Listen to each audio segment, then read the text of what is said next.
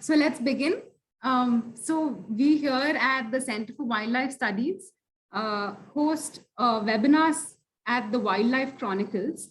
So we're a 36-year-old NGO based out of Bangalore, and we focus on wildlife conservation research in Western Ghats and the Central Indian landscape. And webinars have been our way of connecting with the public. It was usually these kind of talks used to occur in our office in Bangalore. But ever since the lockdown and COVID, all of this has gone online and it has transcended boundaries so that we can reach a wider audience. And it's given us a great opportunity to have exciting discussions, not just from participants of Bangalore, but across the world. And this is one such webinar where we're talking about today how many ways there are to know a tiger or a bear. And usually we think about the scientific knowing of a tiger or bear with their scientific Linnaeus classification and taxonomy. But today we're also going to talk about how there are different knowledge systems, not just of the scientific realm, but also of the social science realm and the scientific social science realm, and the knowledge of the communities that live with these animals. And so I'm sure it's going to be an exciting discussion. Today we have three panelists with us, three wonderful women who worked in the field at different locations. We have Dr. Annu Jalais, who is an environmental Annu Jalais, who is an environmental anthropologist working on human-animal interface, environmental justice, religious identity, caste and migration, particularly in Bangladesh and India. She authored Forest of Tigers, People, Politics and Environment in the Sundarbans, and the Bengal Diaspora, Rethinking Muslim Migration. She is taught at the National University of Singapore, London School of Economics, Goldsmiths College, among other colleges. Dr. Annu Jalais engages in interdisciplinary research that brings together anthropological, environmental, historical methods and materials. She's right now, I think, facing a little bit of technical difficulties to join. I'm sure she'll join us in the next 2 to 3 minutes. Dr. Courtney Hughes is from Alberta. She holds a PhD in conservation biology from the University of Alberta, where she focuses on understanding grizzly bear recovery from a human dimensions perspective. She is the senior biologist specialist, senior biodiversity specialist with the Government of Alberta's Department of Environment and Parks. Courtney also has extensive experience working locally and internationally with non-profit organizations, communities, indigenous people, industry, agriculture, and other stakeholders in conservation planning, applied conservation research, and environmental education. She also teaches at academic institutions such as Oxford's Wild Crew, which is where I have met her. And she's also the founding board of the Tanzanian Research and Conservation Organization. Welcome to this discussion, Courtney. I really look forward to it. Over to Vidya Venkatesh. She is the director of the Last Wilderness Foundation, which is an NGO that works towards human-wildlife coexistence by working with communities living around the protected areas of central India.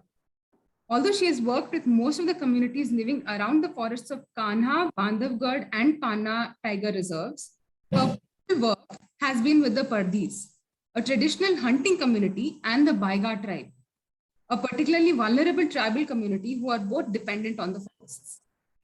She works in partnership with the Madhya Pradesh Forest Department and the local communities. She has also been the project coordinator for the Mumbaikars for SGNP project phase 1, which is a citizens project initiated by the Sanjay Gandhi National Park Management for the human-leopard relations in and around Mumbai. Welcome, Vidya, to this discussion. So I want to kickstart this discussion with a little bit of a personal question. I just want to know how you got into this field of working with people and wild animals, and what's your backstory. So maybe we can start with Courtney. Sure. Thank you very much. Thank you for hosting me. So I grew up on a farm in a small community in northern Canada, and so my start with wildlife and people began with working with different farmers around the area, and from that I also volunteered a lot with local animal and wildlife rescue organizations and working with people to understand the wildlife that was around them. From there, I became a science teacher and specialized in outdoor environmental education, so still working with people. And then I was able to work as a research intern in Namibia with the Cheetah Conservation Fund. And so the common theme has always been to understand people and the wildlife relationship that they have. Okay, so that's where it all started. It's always been people and wildlife. Okay. Over to Annu, I really wanted to know how, so I'll repeat the question if you've missed it, how you got into this field of working with people and animals and their relationship. So what is the backstory of how it started? Thanks, Shweta, and thank you for having me and putting up with everything that's been going on. So the reason why it's very interesting. I was always interested in people, and I'm an anthropologist in training, and it was only accidentally that I got interested in non-humans or animals. It was because when I went to the Sundarban and I started talking to the islanders there, and I said, I've come to write about your history and society here. And they kept saying, you need to go to the forest. So I tried explaining that I wasn't a tourist, that I wasn't a biologist, and I couldn't give a damn about the forest or animals. Because I thought they saw me as, just another tourist or another biologist, because most people who had written about the Sundarban were biologists. And they said, but how will you write about us if you don't go to the forest? So I said, why do you think it is important? And so there were many stories about tigers and about the environment, about forests that started becoming, that they started telling me. And I realized that indeed I couldn't write about them without first, getting to know their relationship with tigers and what they thought about tigers. So that is how I got interested in the whole non-human and the environment side. So from an anthropologist, I became an environmental anthropologist. Yeah. Very nice. I think for wildlife biologists, it's the other way around. For anthropologists, I think it comes through the people. Vidya, how did you start working with people and leopards and tigers and so many animals found in that landscape? Thank you, Shweta, and thank you, CWS, for organizing this event. So for me, it's been a little different from Courtney and Annu that they just explained. I'm a commerce graduate, nothing to do with science. And I got interested in wildlife after attending one of the WWF volunteer training programs. It used to be called as VTPs back in those days. This was way back, probably in 96, or I don't remember the exact year, but probably 95, 96. That's when I attended this camp, and this camp really changed my view towards the forest. And it was a residential camp in Sanjay Gandhi National Park in Bombay. And that actually made me look towards the forests and wildlife. Of course, I was always, I loved nature, outdoors and stuff, but there was never an interest in pursuing this as a career. Also, post my graduation, I was in the banking industry. I worked with the banking firm in corporate world for about 13 years. And all through my corporate career, I pursued this as a hobby, really. All my weekends, all my holidays, I used to work night shifts, and all my mornings would be spent in the forest. So that's how I started kind of inculcating and kind of grooming the hobby that I had. And eventually it became a passion.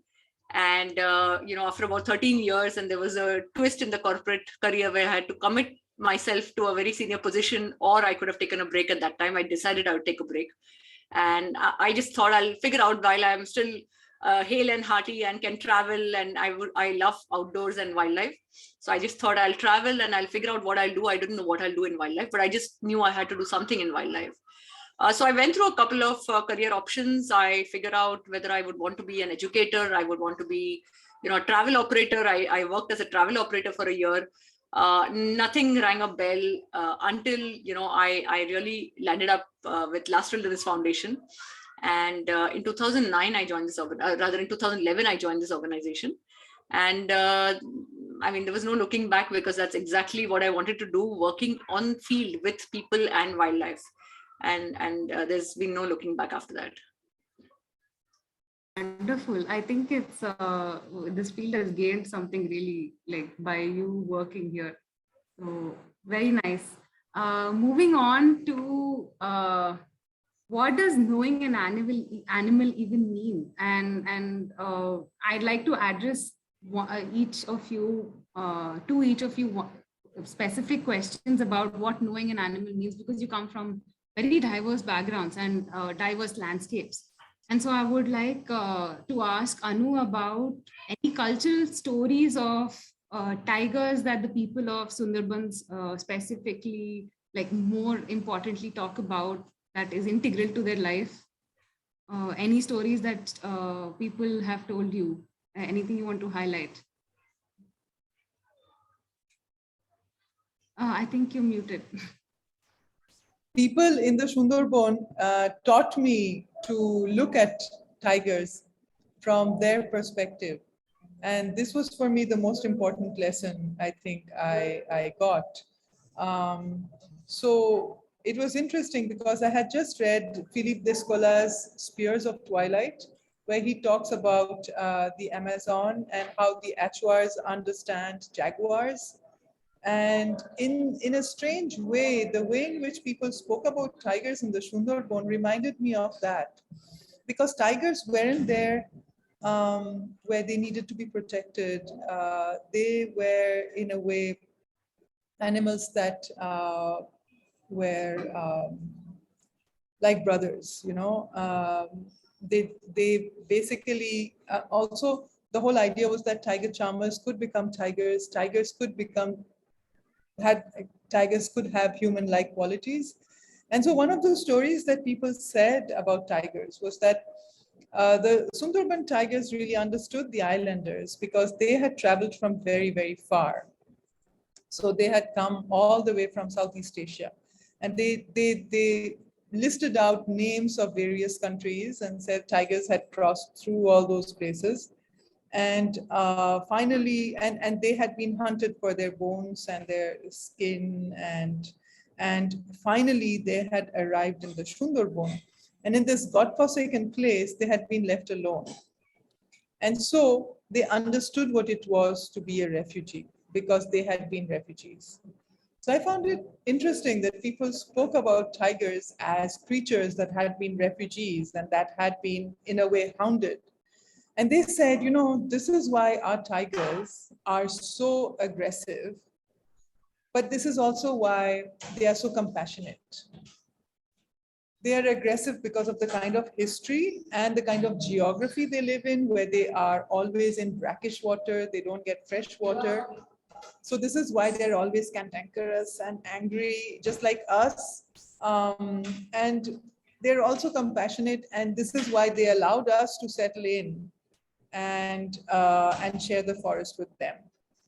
And that's where, I got interested in these stories of tigers, because this was such a lovely story about creatures that I had always ever seen in zoos and that I thought needed to be protected, because I was this very benevolent human that thought that, these are creatures that need their own space and need to be protected. And here there was a very different way of looking at tigers, something that really got me excited and interested about their ways of looking at tigers. Yeah, it's actually very interesting that they connect with the tiger in the way that they also live their life. Exactly. Refugees, and they see the tigers as the refugee. That's so interesting. And that makes them have a relationship with the tiger. Amazing. So I wanted to actually ask the next question to Courtney about Yes. do people in Alberta actually connect with the bears in their surrounding, and what is their most dominant knowledge source, and which is the knowledge that they draw from when they talk about bears to you? Yeah, that's a great question. One thing to know about Alberta is for a province, it's rather big. It's not one of the biggest, but it's roughly 660,000 kilometers squared. And across that landscape, we have really diffuse human populations, but we do have people who live on the interface of grizzly bear habitat or black bear habitat in the forest environment. And so the way that people kind of know and talk about and relate to bears depends across the entire province. It's not a one-stop approach. It's very context dependent, right? And that seems obvious, but when you're working with these animals, you really do need to know the people you're working with. And so, in terms of how and you were looking at like the presence of them. I'm just thinking of your question in terms of the most dominant knowledge source or the cultural values. So I was thinking of when they talk, when they tell you stories about bears. Yeah. So present. Yeah. Yeah, so it really does depend on the context and where you're working across the province on how people relate to and tell stories about bears, because across the province, we have very different land uses.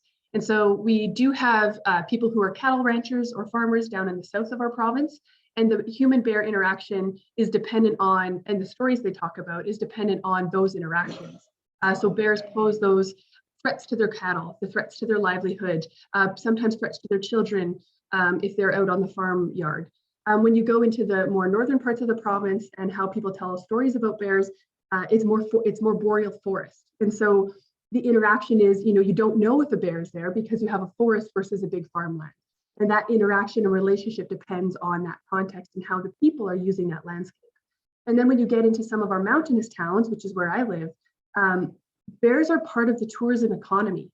And so while there's risk for bears being in your backyard, very literally, there's also an economic value component to how people tell stories about and relate to bears. And so it really just, it doesn't make it simple to how you address the interactions and some of the conflicts that you have, because it varies across our province. And that's just one part of Canada, of course. There's many different parts that it's quite different as you move across different parts of Canada. Because of your description, I now have a map of where you work and people and how they view the bear. For sure. Thank you for that. I wanted to ask you the question of how the local community living around the central Indian landscape, some of them even are known to hunt, and they do know how to track tigers. And so is there any interesting story that they talk about the tiger that you want to highlight in this webinar?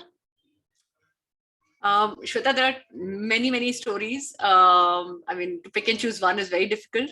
But I would like to share one of the stories, which is very fascinating to me at least, and that's how the communities live around tiger reserves. Because the moment somebody says, "Oh, there are villages around tiger reserves," there are many tourists who don't even know there are villages. But through this webinar and through many of our discussions that we keep having, we want to tell people that there are actually human beings living around tigers, and they actually breed, they have kids, and they actually live there.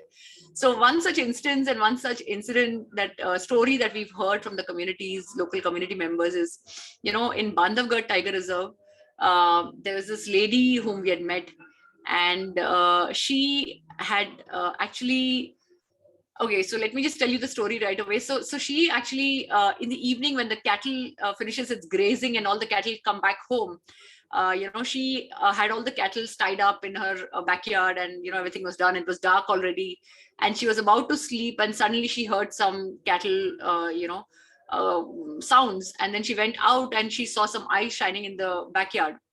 She actually thought one of her cattle's, got loose, and it came out of the cattle shed. So she pretty much went down and she thought, I'll, go there. And it was middle of the field, actually. It was, her backyard was a field, her own field. So she thought, the animal is sitting there, the cattle is there and the cattle is stuck or something. Let me go and tie it up again and come back and sleep. She went there, and the moment she went closer to the animal, she saw the eyes shining. And she realized that it was actually a tiger sitting there.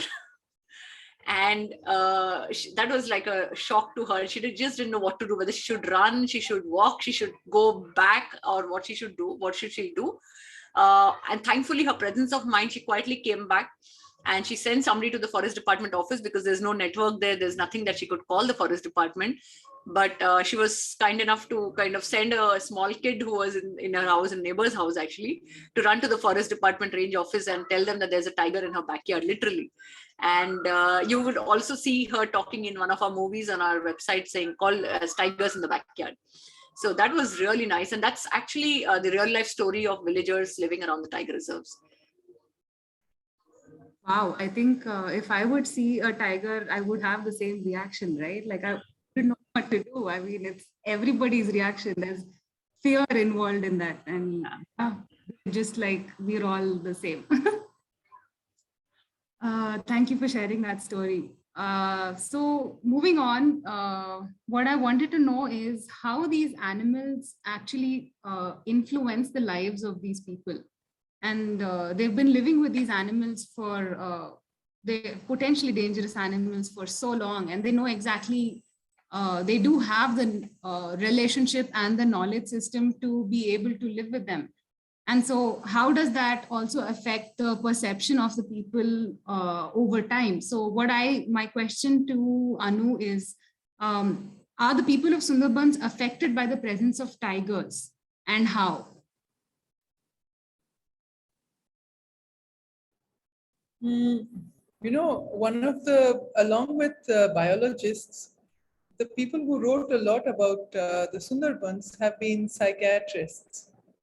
And today there's something called eco-psychiatry, where basically one takes into account the sort of natural environment that could impact people's understandings of well-being, or, So I don't know to what extent it has affected their mental health, but I know from reports by psychiatrists that in this region there are quite a few cases of mental health issues linked to the fear of the wild. Of wild animals, of cyclones, of rivers changing courses, of people seeing spirits and ghosts in the forest. So there are a lot of these kinds of stories, but I forget your question in relation to this. What exactly was it? Sorry, you're muted. Sorry. I wanted to know how they're affected by tigers in their either daily lives or their livelihoods, or how they. Yeah. So on a thanks. On a practical level, there is a lot of mental health issues, but at another level, these are creatures that attack humans. They're not the Kumaon tigers or the tigers elsewhere in the world. And in the 1980s, I was a high school student in the late 80s when I went to the Sundarban, and you had a lot of scientists really interested in the question about, why is it that Sundarban tigers seem to be naturally man-eaters?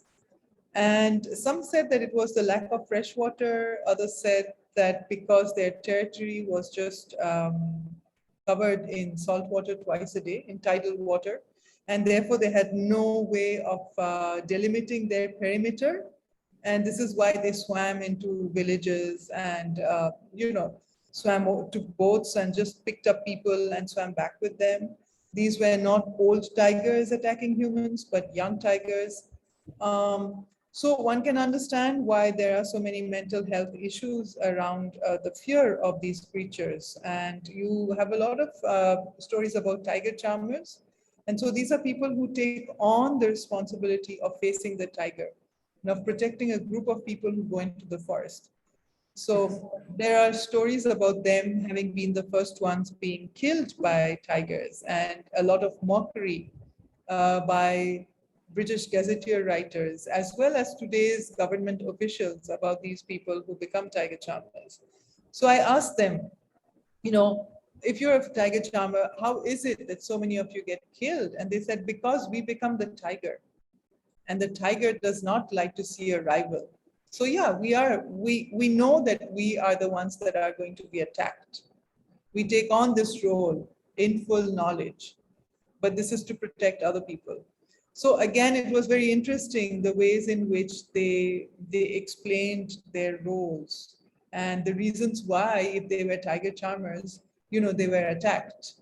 And this had to do with, the psychology of the tiger for them, and how they saw these creatures. So again, it was something that I found very interesting. And in the Sundarban, you rarely see a tiger, because when you see one, it's your last sight, basically. So they know how to hide very well, and it's very rare to see tigers, even though you can see them. But people try not to see them because they say it's just before they attack or whatever. So yeah. So I hope I've answered your question. Yeah, actually, I was thinking about how you mentioned that it's not very easy to see a tiger in the landscape. And so usually stories come about, the mythos of the landscape come about from people actually interacting with the animal, and they sort of observe a little bit of the behavior of the animal, and then that comes into the stories. But this has been passed on, and even though people don't see the tiger all that often, there are still roles that exist in that community where it has got something to do with the tiger, and that's wonderful to know. Yeah, so there are these roles, and you can become a tiger charmer, and usually it's not passed down from father to son. Some women can become tiger charmers too. It's usually somebody who takes on this responsibility.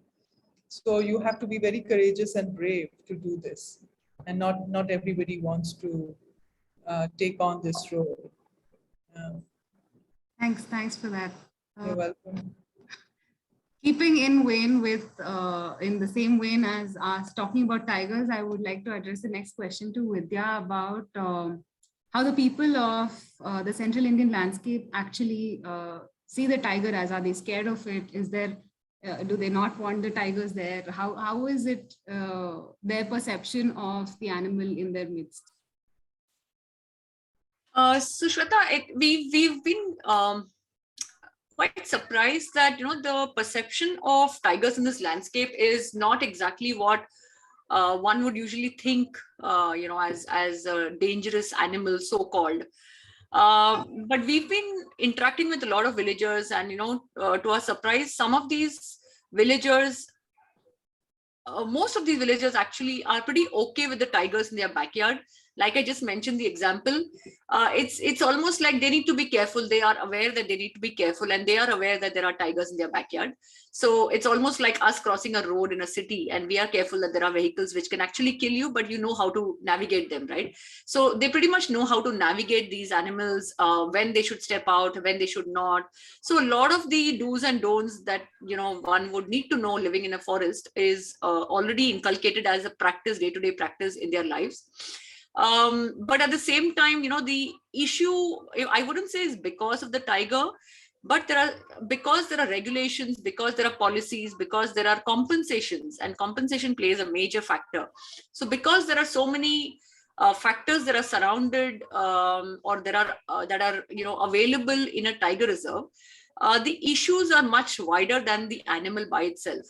So the issues of casteism, for that matter, I mean, I remember when we started working in one of the villages in Bandhavgarh, again, this particular house, very unfortunate that a child in that house was taken away by a tiger while this little boy had gone for his morning course outside, just right outside his house.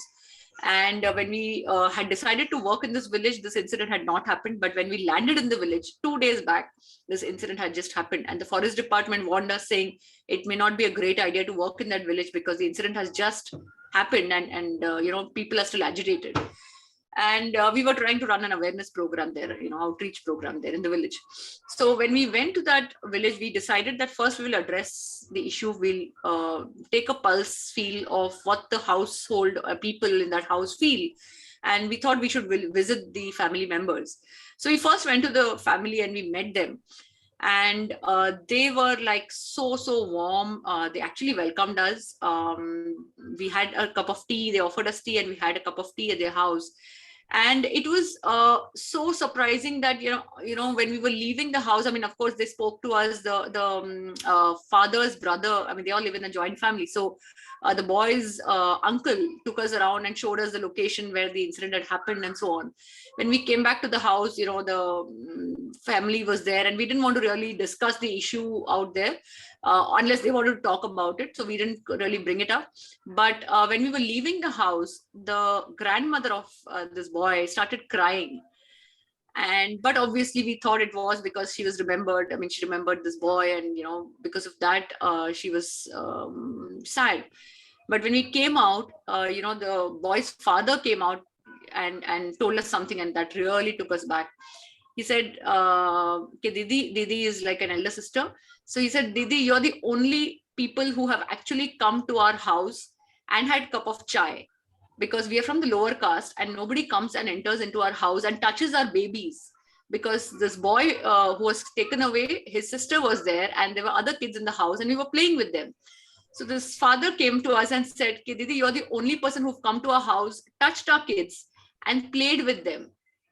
And that was like, oh my God. I mean, the incident that happened was nowhere close to their minds. The incident for them was more that somebody came to our house and had a cup of tea. And that was very surprising, pleasantly surprising, but at the same time, shocking for us, saying that the incidents are so different. We call it saying it's all a tiger reserve landscape and the issues are there. Yes, they are there. Now, is this because of a tiger? May not be. This is probably across India and rural India or elsewhere in the world as well. But the issues are there. But all of it is not related directly to the tiger, or they don't feel the tiger to be a villain in this case. They themselves felt that they should have been more careful. A parent or an adult should have gone with the child. That's what he told me when the uncle explained to me the incident. He said, oh, one of us should have been standing next to him. And that they realized was a mistake, that they didn't do that. But like I said, the issues are so varied, and mostly it's to do with people issues, to do with community issues, to do with policies or political scenarios. But it's not directly related to the tiger, really. It could be about compensation not being received, or lesser compensation coming into their accounts as against what they should receive. But it's not really that they are upset with the tiger being around them. I think, thank you so much first for sharing that touching story. I think I got goosebumps when you told that story, but it is very surprising to hear. I think that it's not about the tiger. It's a lot of the times bigger issues exist in that landscape, and that takes precedence always. And the surprising part was that they also sent their kids to the program, and the parents came and dropped the rest of the kids in the family for the program. I mean, yeah, that's no words. I have no words. Yeah. So moving to Courtney, I actually wanted to ask you about the bears in Alberta and how it affects their lives. How do bears in the people of the landscape? I know you mentioned that it is a very varied landscape and there are different kinds of people, but you can maybe highlight on one particular area where maybe it affects their lives negatively, positively, and or like Vidya mentioned, does it not affect their lives at all? It does. And so Vidya had a really great point that triggered one for me. So we also have different Indigenous tribes to Alberta. So I should mention that the Indigenous communities also are very different in terms of, are bears a totem animal? Are they worshipped and sacred to the tribe or not? Because not all tribes have bears as sacred animals. Some have wolves, some have caribou, which are an ungulate species. And so how the indigenous communities relate to the bear is dependent. And in some of our communities, I think we would have the same response as Vidya had in her example, where if a bear had taken a child, it could be looked upon as, yes, tragic, but also a blessing because of the worship of the bear, because the bear is, a mother bear is, blessing the community. And I found similar comments in work that I've done recently, not with bears, but with lions, with lions in Tanzania in the Ruaha landscape, where if, a lion takes a cow or another livestock or sometimes a person, it's considered a sacred blessing, even though it's quite tragic. So relating that back to Alberta, the Indigenous communities are quite different than the non-Indigenous communities. So, the predominantly Caucasian communities who are interacting and living with bears. And then, of course, because we have different landscapes with cattle or with people who work in the forest, bears do affect their lives. A bear can stalk and kill you. We've had incidences here in my own town that I live in where people are out in the forest and not taking the proper safety precautions, which many of them know because of, we'll talk about some of the outreach and education that I do or others do, but they choose not to, which is quite interesting.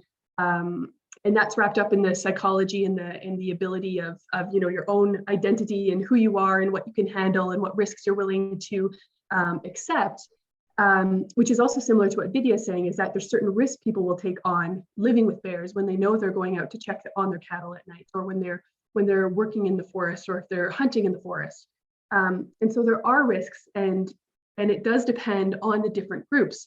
But I think it also has a bit of, especially with the non-Indigenous peoples, with the mostly Caucasian peoples who interact. One story in particular is where locally an individual here has lived in this community for his entire life. We are in the middle of the mountains.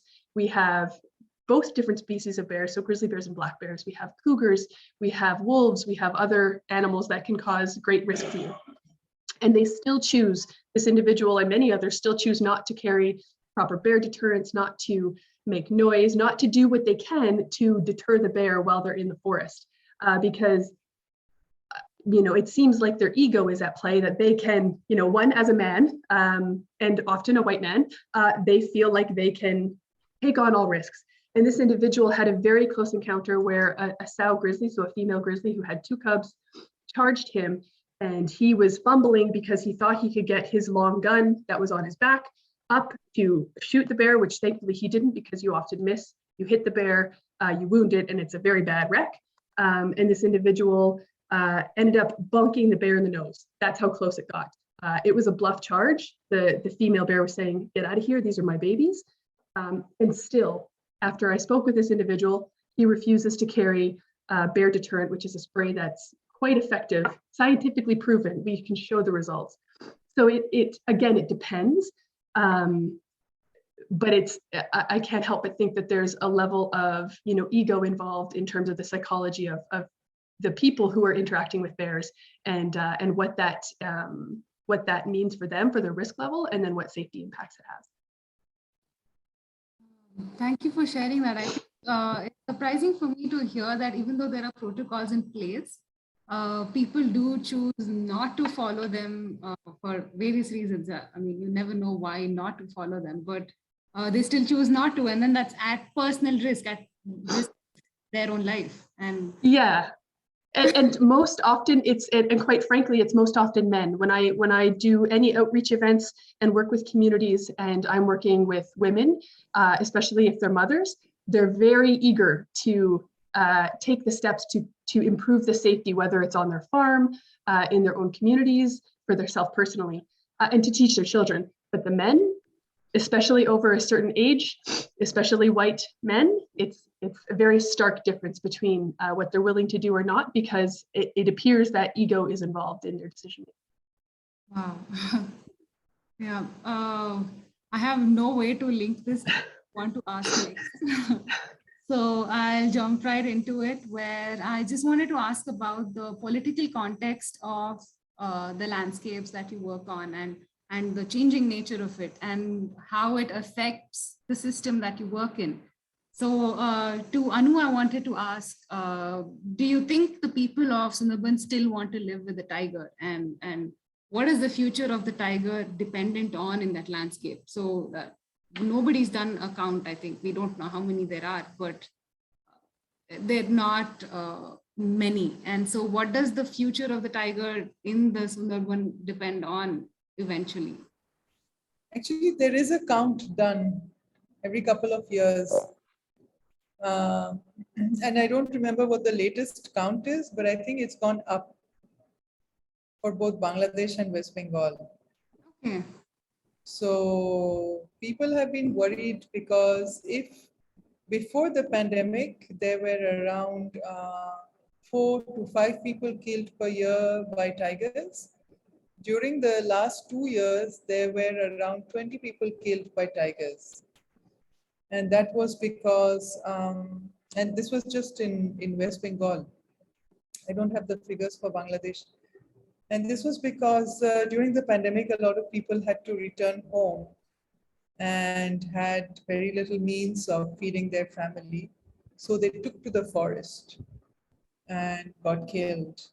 So it's interesting to see how the years before the pandemic, there were so few people and it increased fourfold, in 2020 and 2021. So that has been a very disturbing,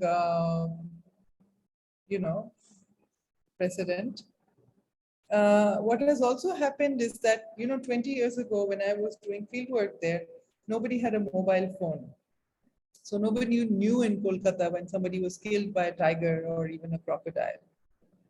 Whereas here, because there are towers now everywhere, we get to hear about it. So suddenly people in Kolkata are saying, how come so many people are killed by tigers every year? And I'm like, it's always been there. It's just that we hear about it more now.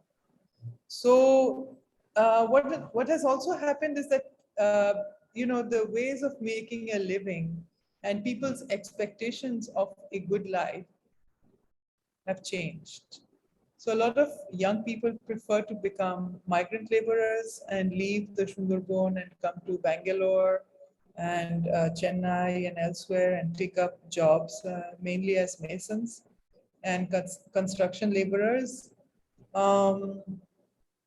And they want the good life. They want schools and hospitals and not things that are easily available in the Sundarban.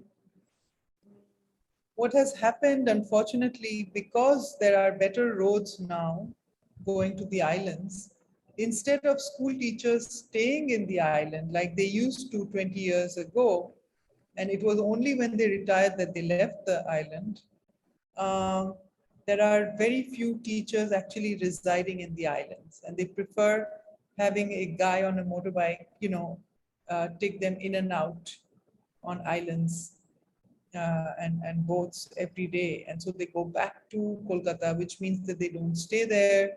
And a lot of islanders resent that, that you don't give jobs to the local people who would be here, who would be teaching our kids. You have these helicopter, teachers who just whiz in and out, come late, go early because they need to be back in Kolkata, and it's such a long journey. So these are the recent developments. Tourism also has increased, but unfortunately, most of the owners are from Kolkata or at least outside the Sundarban. People still dream of leaving the place as soon as they make some money. So there is no real investment by local people who would know what there needs to be done. Even NGO people and people who will open their own little, Tiger Widow NGO and whatnot, they all live in the outskirts of Kolkata. They'll tell you, yeah, I'm from that island. But if you, ask, where do you live today? It's not going to be anywhere in the Sundarban. So it's interesting how as soon as you make money or as soon as you have some way, it's really seen as an escape from that region. So I go on saying, what about the fresh air and this and that? And they're like, yeah, come and live here if you want. Do I want to? I'm not sure. So yeah. Okay, so that's there's an outflow of people and not that many people wanting to live there. So that's huge political change in the landscape as well. Mm. Yeah. So to Vidya, I would like to ask something along the same lines, where I want to know if the communities living around the Central Indian landscape, what has changed for them over time, and is there any current scenario which has affected their relationship with the tiger and the landscape that they live in? So Shweta, it's I think different in different locations, and to kind of give you an example or to tell you how they're different is, I work with this community known as the Pardhi community that you just mentioned in the introduction. So Pardhis used to be erstwhile hunters, and Panna was devoid of tigers, where the tigers had gone extinct in around 2007, 2008. And the extinction was accounted for due to the Pardhis. I mean, the report that came out saying, how did the tigers go extinct? Pardhis were one of the responsible factors there. So when the Madhya Pradesh Forest Department decided to reintroduce tigers into the landscape, into Panna, they decided to work with this community even before bringing in the tigers, which was great.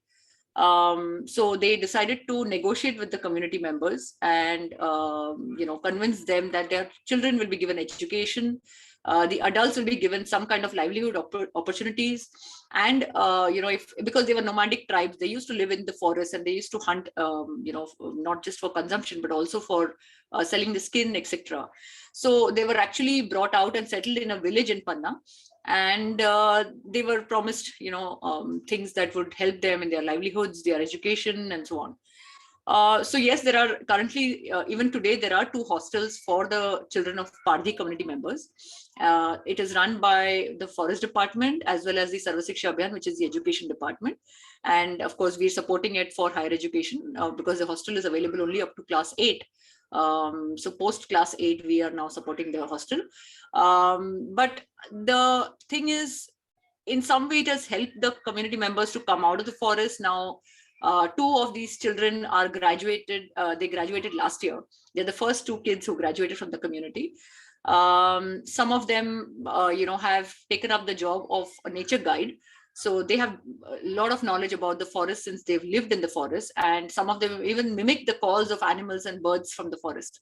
So we decided to use their skills and see if we could convert them into, an income generating opportunity. And they were brilliant in, picking up the skill, and many of them have turned into guides now. So there is a program called as Walk with the Pardhi. So in Panna, this program is running since past 3-4 years, and guests have been, giving us great feedback about the whole walk. So I would say it has helped some communities.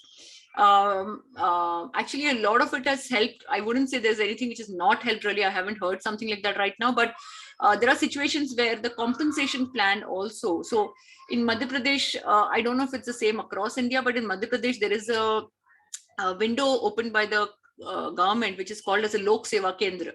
Lok Seva Kendra is like a public addressing or a grievance addressing or complaint addressing cell. And if there is a cattle which has been killed by a tiger, there is a compensation that we know has been given by the forest department to the community member. Now, earlier, it was very difficult to get this compensation because the community member had to actually run from pillar to post to kind of get a post-mortem done, get a doctor's report, then get a sarpanch, verification done, and then go and submit it to the forest officer. The forest officer will then probably figure out whether he can put it up immediately or he'll take time. And then reverse order, when the money comes into the officer's account, to give it to the villager would take a long time. And at times there have been people who would probably, ask for a little bit of a bribe before they could pass on the money to the villager. But now with the scenario changing, the political scenario changing, the process has become brilliant, because the moment the community member logs in a complaint with the Lok Seva Kendra, there is a 30-day turnaround time. And within the 30-day span, he's supposed to get his compensation back. And if he doesn't get, then the matter is escalated automatically and it goes to the next level. So the collectors are also, take up these meetings with the forest department and with the responsible officers, saying why is the compensation not being given, and it keeps escalating month on month. So there is a escalation plan, there is an escalation procedure. At the same time, the money gets deposited into the villager's account.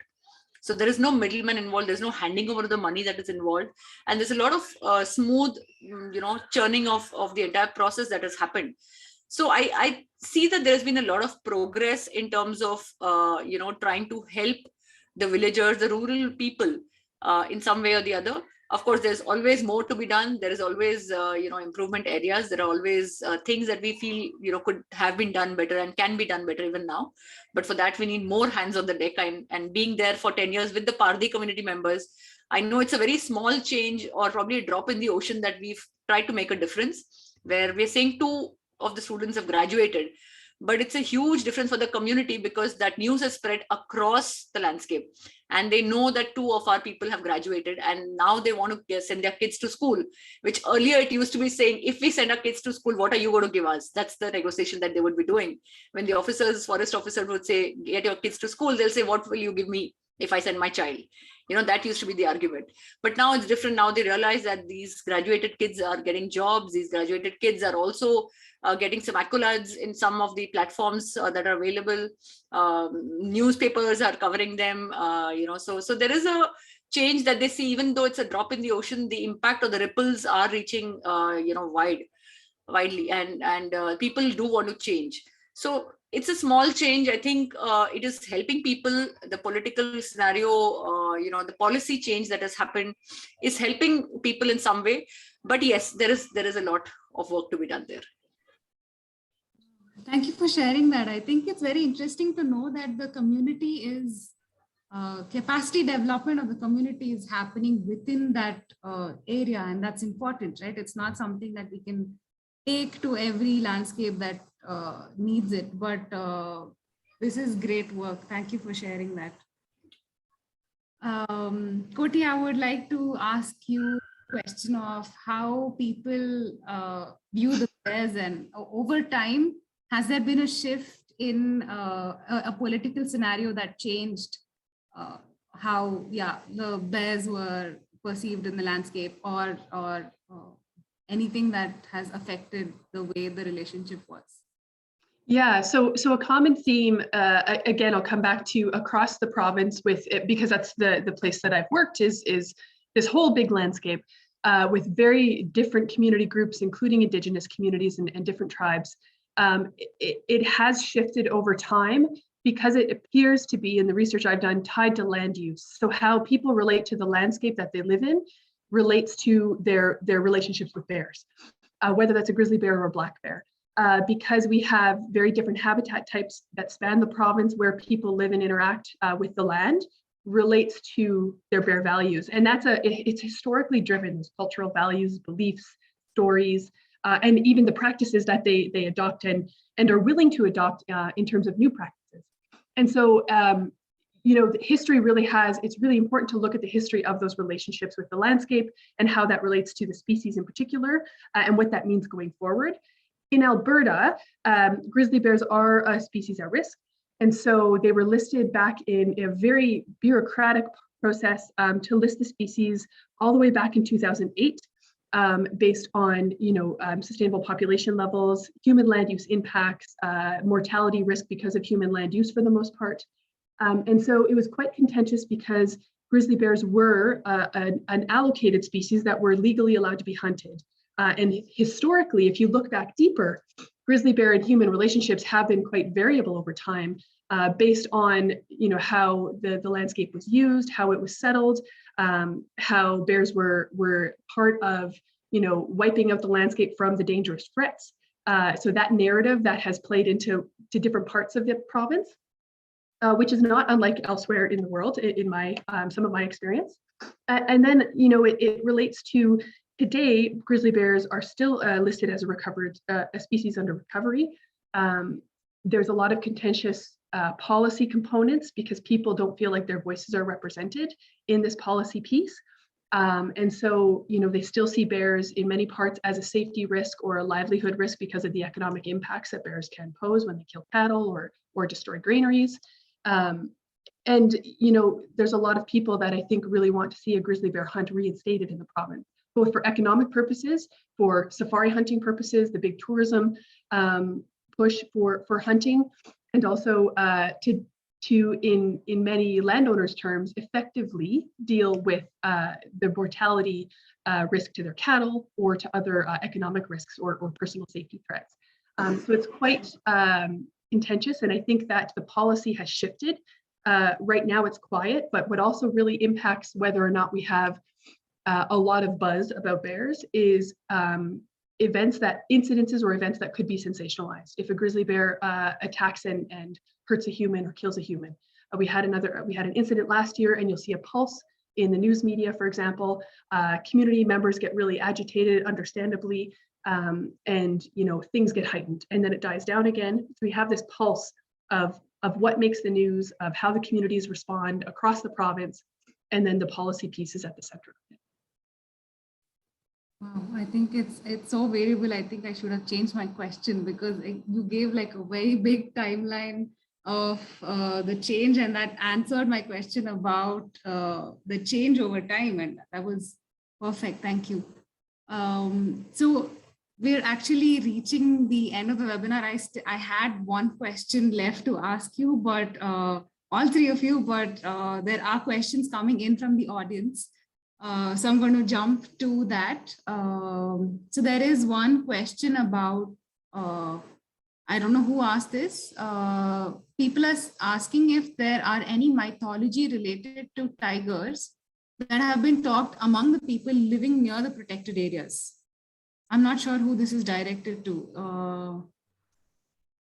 Vidya or Annu, I think it's open to. Yeah, Annu, do you want to take it? I'm sure both of us have stories around it. Exactly, Vidya. I was thinking the same, because each local story will be different, right? So in the Sundarban, it's the Bonbibi story, and Amitabh Ghosh recently wrote Jungle Nama, which is a retelling of part of the Bonbibi Johura Nama, which is a booklet that is read out during the worship of Ma Bonbibi, who is this woman who is a kind of superpower sent by Allah to save people from crazy tigers. So you should all read that story, and now there's a wonderful play also around it. And I'm sure Vidya has also a lot of stories, right? Yes. So in central India, the tigers are revered, Shweta, and in one particular area, there is this belief that a tiger temple is built right outside the village, where they feel that if the tiger statue is kept there, then they are not going to get tigers inside the village. The tigers would understand that this is a god that they're worshipping, and they wouldn't trouble the villagers or the cattle in that village. So there are different names that they call it. Baghesur. There is so in Tadoba, of course, in Maharashtra it's called Vaghova, but in different landscapes they're called differently. And recently, like day before yesterday, we heard a story where they said, when the statue is built in Maharashtra, actually, we thought it'll be the same, and we asked them, oh, you mean you'll worship it? They said, no, if there is an incident in the village, then they decide to install a statue outside the village. And then they kind of pray to the statue saying that, please do not trouble us anymore. So if there is a statue installed outside a village, then that means the village has been troubled by the tiger. But if there are villages where there is no tiger statue, then that means that that village has not been troubled by a tiger and they're happy about it. So people don't want to kind of get there, and they're happy saying that the tiger has not yet touched our village. So that's how they look at it. So in different landscapes, there are different stories, and there are a lot of mythological stories across India. Every state has multiple stories. I would say it's not even one single story. Every state would have multiple stories. So that's another discussion that we could have. Totally. I think this will fill a book, and someone should. So there's one more question for the panel regarding compensation for kill by wildlife. much human-wildlife conflict, not always as is clear in Sundarbans. So much human-wildlife conflict between humans and animals is avoidable, or in some cases provoked by humans. Is there a danger that compensation for loss somehow contextualizes the animal as bad or behaving bad when in fact the animal is just being what it is? I see this as very problematic when it comes to ranchers and wolves, where a wolf attack on livestock is compensated, but if the animal dies by some other natural means, it is not. Does compensation contextualize predators as not part of nature? Do you see any unintended consequences of compensation along these lines? This is from Dr. Anita Ferguson. So I can take it, Evan. Courtney, do you want to answer this first? Yeah, go ahead. Go ahead first. Okay. So, so compensation process, Shweta, is very interesting. So in earlier days when there was no compensation, people used to be okay with losing a cattle to the tiger. And they would say it's part of the process, or that's part of feeding, the goddess that they believe, because tiger is also looked upon as the vehicle, or the vahan, as we call it in India, for the goddess Durga. So many villagers would feel that that's like a sacrifice that they would make, and it's fine to let a cattle be killed or feed the tiger with it. But the moment the compensation process started, it's almost like, if your child falls down and somebody comes and pays you money and says, oh, I'm so sorry, your child has fallen down, but take this money for that fall that it had, because the road is ours. So we almost feel that that means that they are at fault. When somebody's giving us, offering us a compensation, we almost feel that that's their fault. So here, similarly, I feel that, this whole process of compensation somehow probably, has taken that turn where when the forest department, or whichever government department, because it's different places, whichever department gives the compensation, they own the problem, or they kind of say that it's our problem and we're compensating you for it.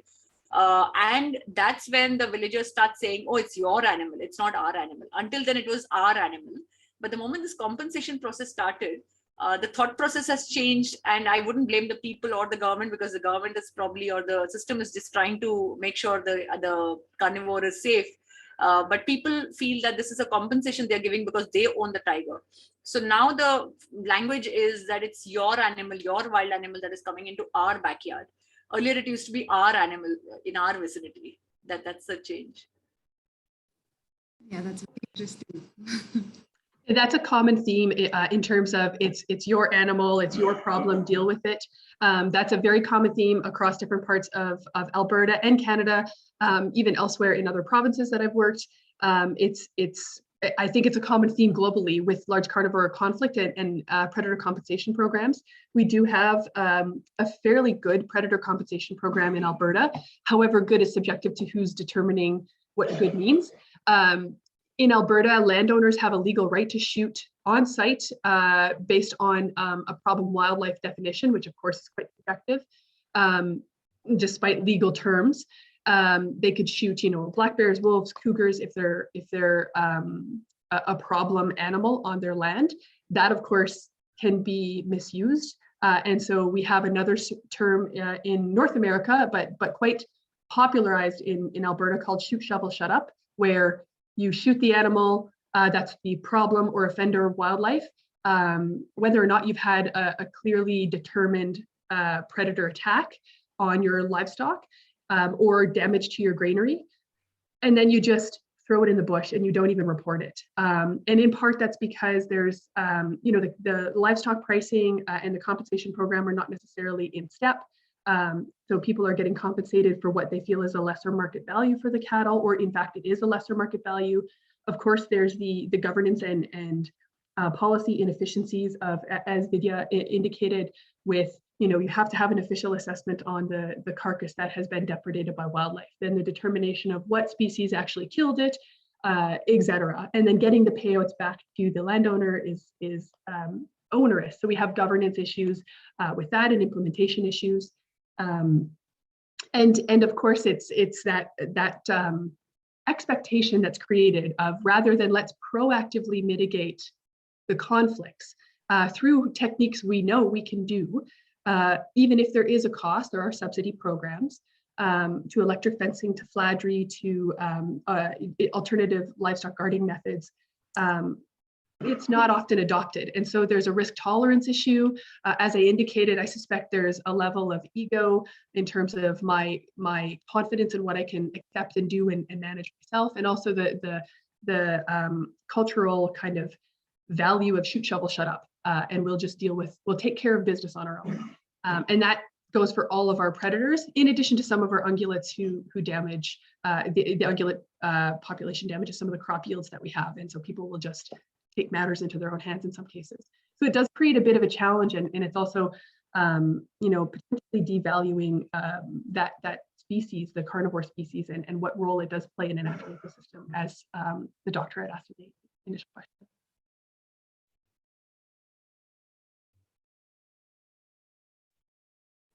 Sorry, I was muted. Thanks for that. I think it gives a good perspective of the compensation policy and how it affects how people view the animal, and it's definitely changed that across the globe as well. Annu, do you have anything to add to this question? No, I don't. I think Vidya gave a very good response to it. It's true, it changes the dynamic. Yeah. So with that, I think we're 7 minutes over time. So I would like to close the webinar, and I thank everyone who attended the webinar, and our 3 wonderful panelists who have given such, I want to actually go back to the recording of the webinar and watch it again, because it has been so interesting. I feel like I've not taken in everything that they've said. So thank you so much for all of the sharing all of your stories and this wonderful discussion. I hope to maybe have another discussion with you in the future. And do join us for the next Wildlife Chronicle next month, and you can look at all other interesting topics that we highlight on. So thank you for joining, and good night. And I think for Courtney, it's good morning. Thank you. Thank you so much, Shweta. Thank you. And really nice meeting Courtney and Annu. Yes, it was lovely hearing your stories, Vidya and Courtney. I just wanted to ask you, Courtney, you must have heard of Natasha Martin's book, Poireaux Fauve. Yeah, yes. Quite an amazing book, isn't it? Yes, yeah, absolutely. Yeah, and the bear. Okay, thanks, Shweta. Thank you. Thank you all. Thank you very much, everyone. Bye-bye. Very happy to have met you all. Bye. Bye.